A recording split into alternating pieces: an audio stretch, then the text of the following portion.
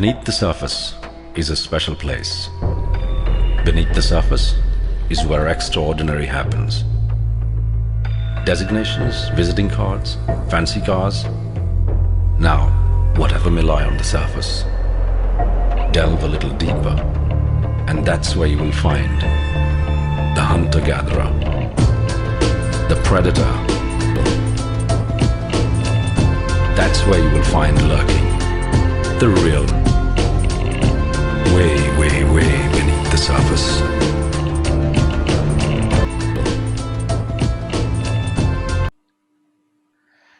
Good morning, good afternoon, good evening. Welcome to another episode of A Done Deal. My name is Chennakeshav Adya. I'm based out of Dubai, and I have with me Mr. Nav Kaplish, who's based out of London. Nav manages the risk management practice at Adyan Corporate. And today we are going to talk about ERP, or Enterprise Resource Planning Systems, and the risks and controls that come with managing such systems. Nav, a very warm welcome to A Done Deal. Thank you. Thank you, Keshav. Okay, so Nav, vulnerabilities exist in all ERP systems because these are out-of-the-box systems and don't really come with internal controls that enable regulators, management, or for that matter, even the internal auditors' requirements.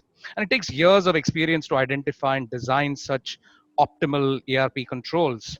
And I suppose in this case, when it comes to managing and controlling ERP systems, experience matters. So, with that in mind, why is it so important to assess risks in the corporate ERP system? So this is an area that I've been looking at for over 15 years now. It's a specialist area.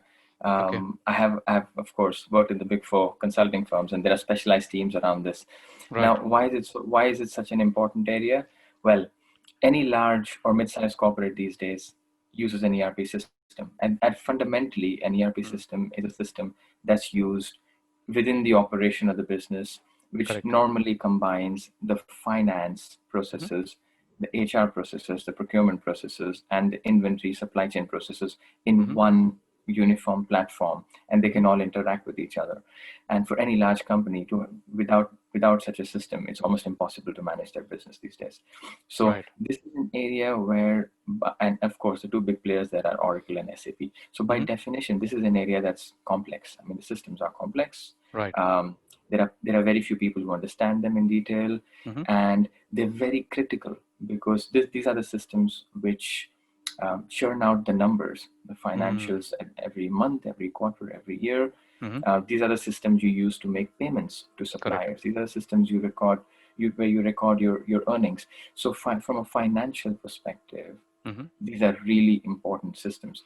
So Correct. why is it important to look at this? Because if somebody has unauthorized access or has malintentions and they have access, strong access in these systems, they can do a lot of damage, and not just do a lot of damage. It's not easy to detect what somebody has done. So from a controls perspective, these are the most complicated areas to look at in the business, which have a direct impact on financials, Right. and hence the significance.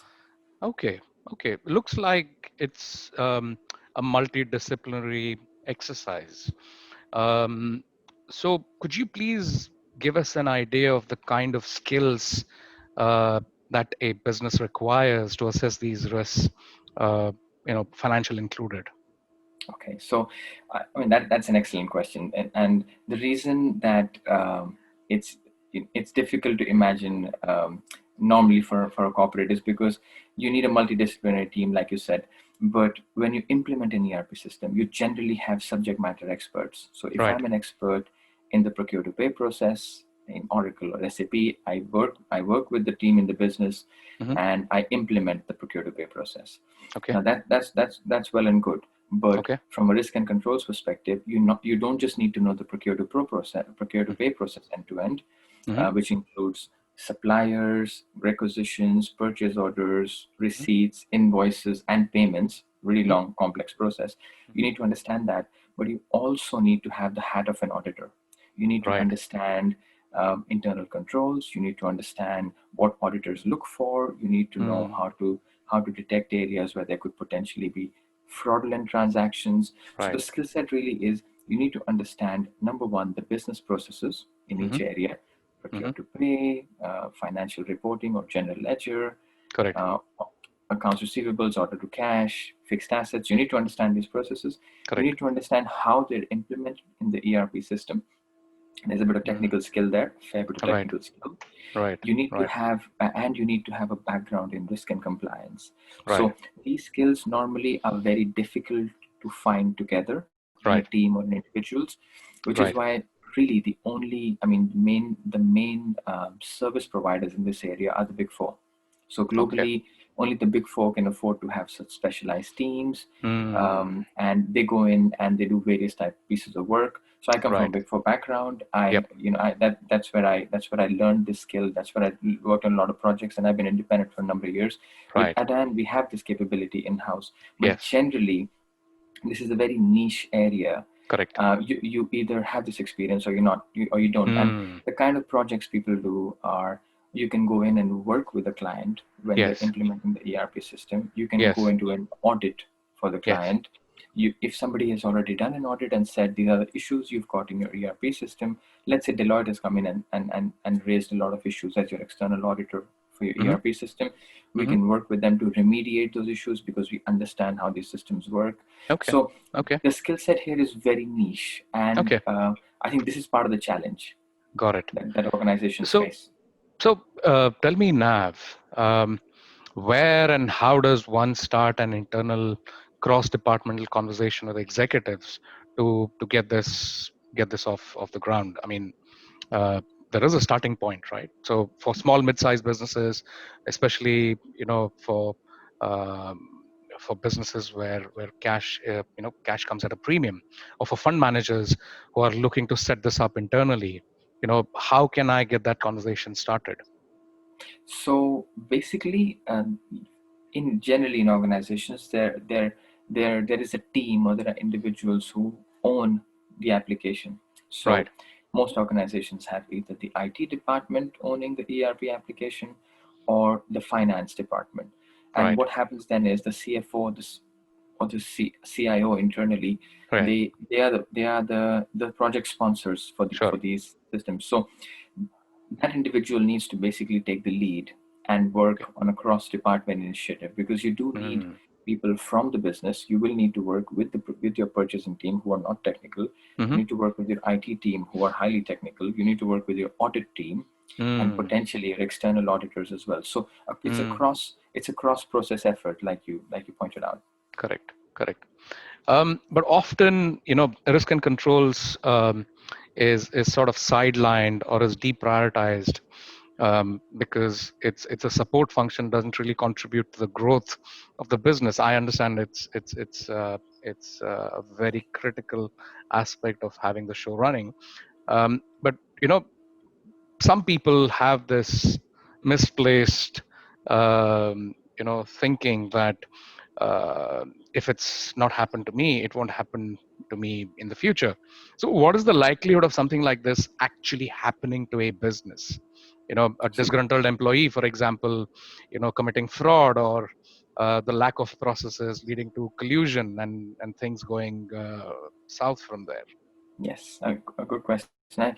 Basically, from personal experience, I worked at a government client in the UK, and Mm, they used to have a shared service center, and the shared service center basically used to process all the invoices and payments. And mm, they had an incident where somebody with access, well, mm. with unadulterated access to that system, let's just say, was Right. able to create fictional suppliers and pay themselves Right. a seven-figure sum. The case went to court. Eventually, the person, Right. of course, left the UK to a jurisdiction where there's a non-extradition. Mm, There's no extradition treaties with the UK, and basically, successfully committed that fraud. There's one mm, aspect which is to do with fraud, physically money going out of the system. There is another mm, aspect. There is another aspect around cooking your books.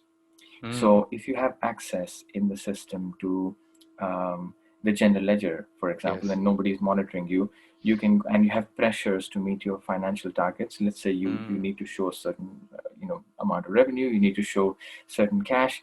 You can actually use the ERP system to Mm. manipulate and show that.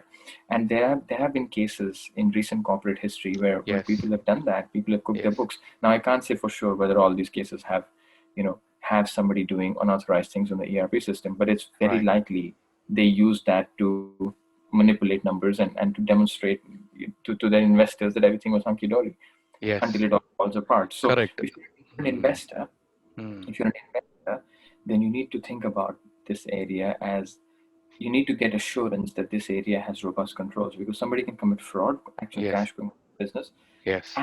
and the internal teams might actually be fudging the books Correct. potentially. Like it happened with that retail joint, right?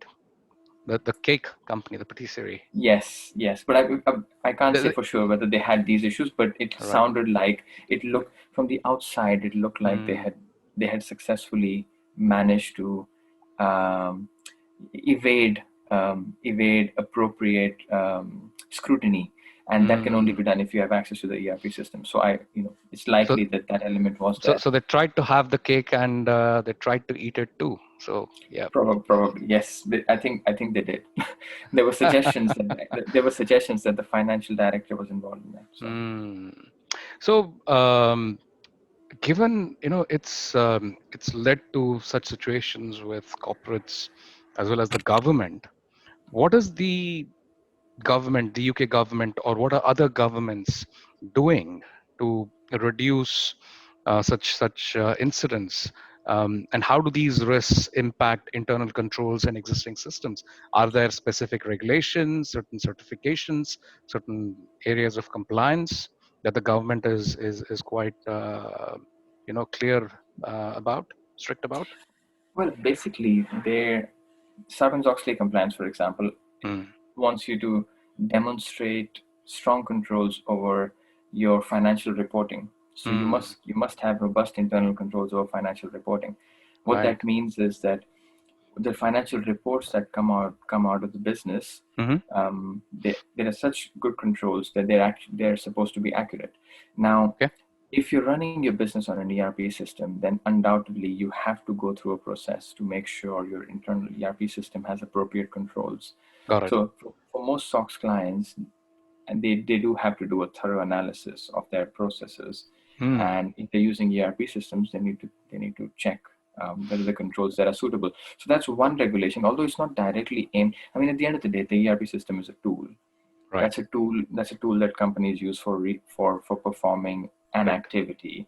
Right. And I think just because of the complexity in these Yes. systems, Yes. you have to basically think about it as whenever there is any regulation which involves Yep. financial reporting, Yep. internal compliance, and fraud, you do have ERP systems involved.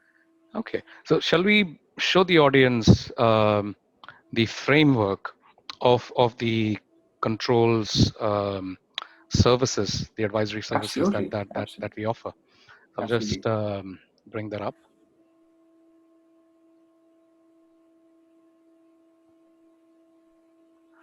Okay. So Nav, based on what we've discussed, there is obviously the financial component, the finance function, which is involved in a number of activities related to committing fraud. But in order to stop such incidents, you have controls in place, and the core team, I suppose, is able to understand what's happening in various departments, especially the finance department. Could you please take us through, the overall uh, process and the workflow here? Of course. So more than the process and workflow, I'd first like to talk about the different areas Mm, and the different services that typically are offered to clients. So segregation of duties is actually one of the most important controls.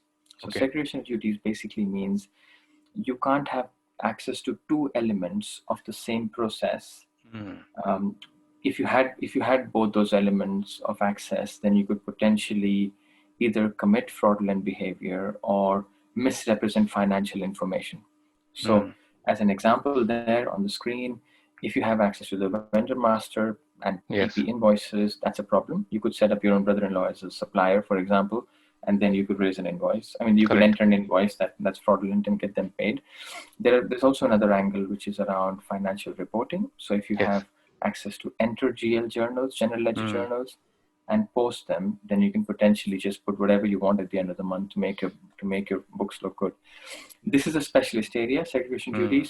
We've got expertise in that for Oracle and SAP both, Okay. and you need to work with the client to first define this, and you need to demonstrate this to your external auditor. So if you're a client that's thinking of listing in the US or even in the UK, if you look at the direction of travel with the Kingsman and Bryden reviews, Mm-hmm. you Mm-hmm. you need to worry about segregation duties in your business. In fact, it's one of the most common audit points that All right. external auditors pick out.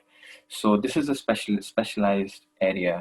Right. The other area is business process controls. So if these are controls whereby you look at the business process that is implemented within your Right. organization, and you define appropriate controls through the process. So for example, you might want to have purchase order approvals where any approval above 50,000 pounds goes to your FD, Mm-hmm. or if it's above 100,000 pounds, it goes to your CEO. Correct. And those are the business controls that you put in place. So business Mm. process controls are a really important aspect for ERP systems. Policy is Mm. also linked to that. So your policy must match what's in the system. If your policy is no purchase order, no pay, i.e., Mm-hmm. you don't pay anybody without a purchase order, Mm-hmm. and you need to have a list of exceptions, then you need to Yes. define that very clearly in your policy. I'm Correct. getting a little technical, but I'm trying to explain the background to these Sure. to these controls with examples. Sure. And these days you have governance, risk, and compliance Mm-hmm. tools that help you automate some of these controls. Yes. But for that, the most important thing is you need somebody to work with you who understands these governance, risk, Mm. and compliance tools, but also understands good practice controls Right. required for your organization within Right. segregation duties and business process controls within those two hats.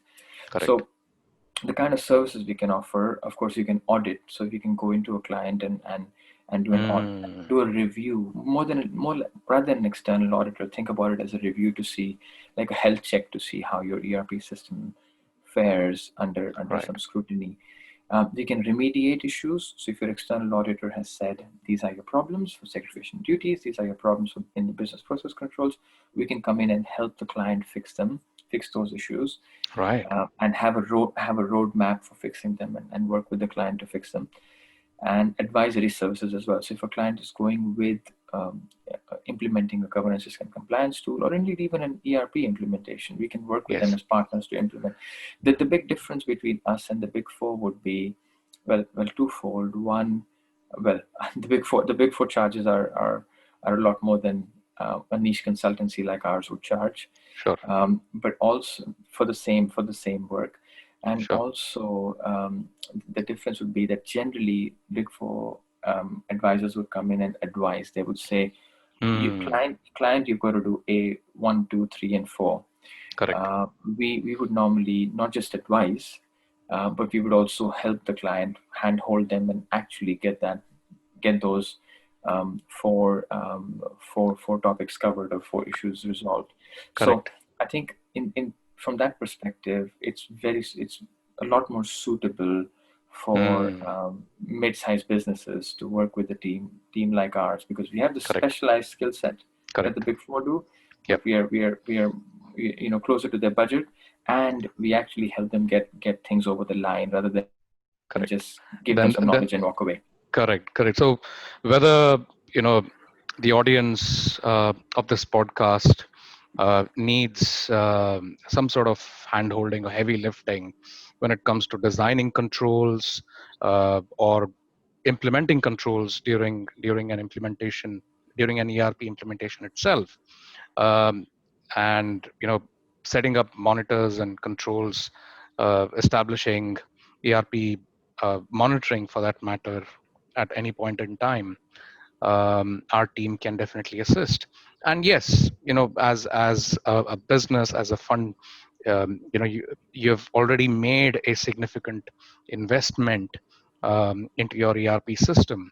And when it comes to preventing risk, you need an advisor you can go to and trust for pretty much everything, the 30,000 foot view, as well as being there in the trenches, getting stuff done. So yes, thanks again for that comprehensive overview, Nav, of risk and controls in ERP systems. It's a very specialized area, very few subject matter experts, and yes, we are delighted to have someone with that expertise, someone with a rich knowledge of risk as a whole within our team.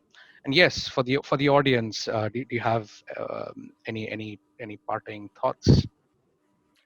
No, I mean, if you're a fund manager or an investor or a Mm, CFO or a CIO who just wants to have a chat about this, just drop us a line, give us a call.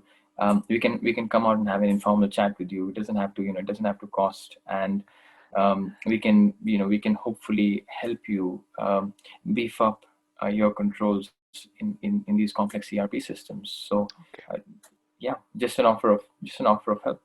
Okay, wonderful, wonderful. I think that's quite gracious, Nav. So yes, ladies and gentlemen, that was Nav Kaplish, our partner who manages risk advisory services.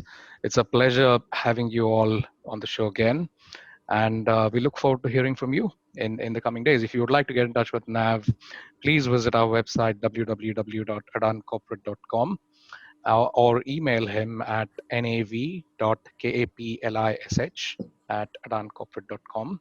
And we look forward to hearing from you. Have a good day and look forward to catching up in our next episode.